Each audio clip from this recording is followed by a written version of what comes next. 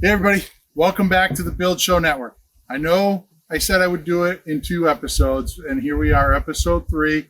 We're down in the hole. We're going to watch some blocks get installed. I know, but hey, remember, this is the perfect block. You got to take the perfect block to the next level. It's worthy of 3 videos. But before we do that, notice that there are some things traditional here. We have our traditional footings.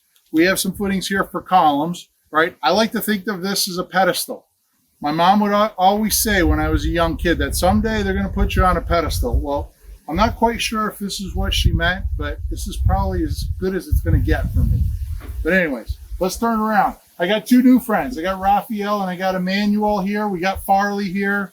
This is Farley's dream house. Remember that? I think I'm going to change the name from Passive House Vineyard or Vineyard Passive House to Farley's dream house. Just got a better sound to it. But we're installing blocks today.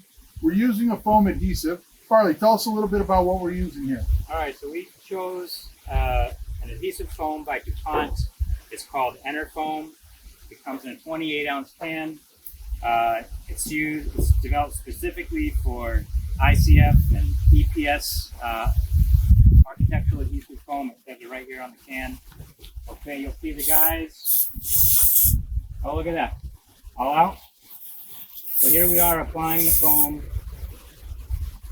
Here, why don't you flip your can there? I'm going to pop the top for you. There you go. All right, so here we are.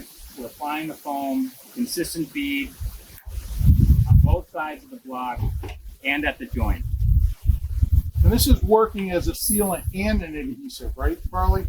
So it's to help with some drafts. Obviously, we have a concrete core going through there, so the concrete's going to obviously help with some of the air tightness. But that's also what this is here, that it's part air barrier, but it's also part adhesive. It's holding the blocks together. So, all right, so here we go. Lifting the block over the rebar.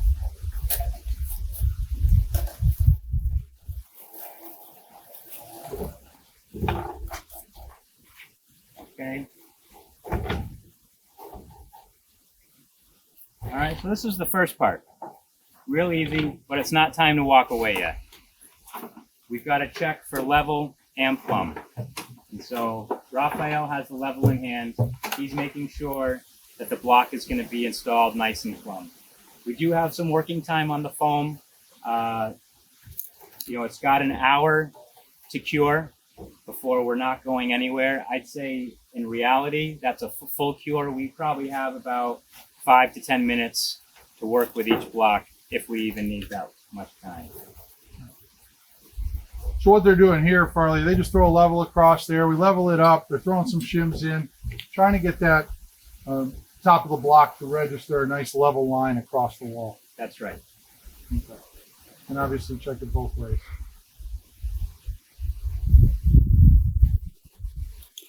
Yeah, remember, this is a manufactured product, so even as closely made their forms are, you're going to get blocks out. And this one's going to be a 16th inch strong in this direction. This one will be an eighth inch weak in that direction. So you're not getting exactly the same block every time. You know, Steve, that's a good point. So one of the things that we're doing when we're plumbing up is we have to create a constant and then maintain that constant throughout. Right. And so it's our first layer that we're really looking at. Of course, I have the staging plank in the way, but what I can do, I'll bend that over. So we plumb up just outside of our seam on either end of the first block. Again, we're wanting to make sure that we're plumbing up at this core, the foam core. The foam core is going to provide our most consistent surface to plumb against. If we plumb against sort of this outside wing, there's a chance that the outside wing could be bent one way or another. So we just follow that consistently throughout. So each course that we go up, we're always maintaining plumb line from the first seam of the first layer of block. You got it. You got it. Well, there you have it, folks. I mean, you can see here as you pan around. I mean, it's big block wall, big boy blocks, right? Farley's dream house coming to reality. But before we go, we're going to just jump over this corner. Farley's going to show us a little fun tidbit here. He's got this cool little tool. All right, so this is, some of you may have seen this before. Any of you concrete guys will definitely know what this is. This is a manual rebar wire tire. It ties your rebar ties together in a pretty quick and efficient manner. Concrete guys who are working with concrete and ties every day, they're probably going to have a Battery powered Yep. You tool. see those. What I thought of, Farley, is here. We put this here. I'll tell you what. You have fun with yours. I'm going to do it the old-fashioned way. And when you're done, you say stop, and we'll see how far I got. Right. Ready to go? I am ready to go. All right. Here we go. All right. All right, Steve. I'm all done. Yeah. So you can see where I am, and mine's not tight at all. It's flimsy. It's hanging in there. All right. And Farley's got his All tied nice up. and tight. So, really nifty little tool. Your local hardware store may have it, or they may not. These ones are pretty old. I've had these for about 15 years. You got it. All right, everybody. Like usual, we're going to jump back to the studio. I'm going to break out Big Red. Probably going to look at the detail of how does this wall interface with our floor frame. We got some nifty little details up there that we could talk about. And why don't we head back? Obviously, I need a dress change here. Get rid of this. I know you guys are sitting there laughing like, wow, that's probably the hardest work Steve's done in 20 years. But understand this. This is a concrete binder in this block. It might be 90 degrees out there. It's in excess of 100 degrees inside here. We're literally standing inside an oven. So this insulation is working in reverse at the moment. It's a heat sink. I can put my hand on it and I can feel that it's much warmer. So we're looking forward to Farley's dream house here, really being a good performer for him. So let's jump back to the studio. Farley, until next time, I know next time we come out here, we'll probably see floor trusses and stuff flying, and we'll be sure to check in on you. But All right, thanks, Steve. buddy. Thank you. Good to see you. All righty, let's go back. Hey, everybody. Welcome back to the studio. Big Red's been waiting for our return, so he's real excited. He wants to get in and talk about how that perfect block interfaces with that floor frame. I think it's a pretty exciting detail. There's a lot of value in some decisions that we made there. And let's dive in. Let's take a look at this detail. All right.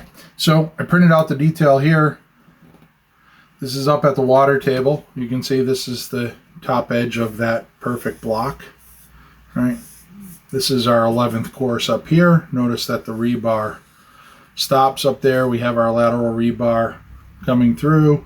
We have our anchor bolt there. We have a 3-inch washer that grabs that 2x10 plate, bolts it down into that anchoring system, and then that's connected into our perfect block system there that we talked about, last week when we had that waffle sketch there showing the arrangement. On top of the 2x10, we have a couple 2x4s. We'll also do an additional block here. And then to bring in our floor frame, we actually will have a saddle hanger that goes up like that, and it'll get attached up there. And part of getting this 3 inches here is getting enough nails in here that Simpson Strong Tie is satisfied with the installation of that hanger there. So these floor joists, these are 14-inch. A couple neat things about it. You can see the floor joist goes from there to there basically, but it has a top cord which is a true 2x4 and a bottom cord which is a true 2x4, but it also has a 24-inch solid piece on the end. And the reason for that is it allows you to trim these, and then inside those 2-foot ends you have the actual open web truss, and you can run utilities and stuff through that. So you get the benefits of the open web truss, but one of the question marks of an open web truss is you have to get those exactly sized appropriately for the project. Here, because it's trimmable for the last 2 feet, you just order these within that 2-foot increment, and you have upwards of a foot on each side to then trim it. And then seat it inside the joist hanger. Notice our 2x4 wall comes up, our floor finish on the inside, our 2-inch rigid insulation comes all the way up to the bottom of the joist hanger. Where there isn't a joist hanger, that'll run all the way up to the top of the subfloor there. And then we'll blow our rock wool in there, so we'll maintain that R44-ish that we talked about last week across that floor system. On top, we have an 1 1/8" Advantech, and then we have our double wall system, 2x6, 2x4, with a 3-inch airspace there. So our wall is thermally broken. So there is no conduction activity between this wall and that wall and the exterior. So there'll be this insulation, 3-inch insulation pocket that exists laterally all the way around the building. And then, of course, our floor finishes, baseboard, interior gypsum board, etc., exterior finish. One of the last things to discuss that I think is probably one of the nicest qualities of what we're doing here is that the bottom of the block, or bottom of floor joist, top of floor joist. Look at that relationship to grade, right? So here, let's just call that Y, right? So some Y dimension, which roughly about 14 inches.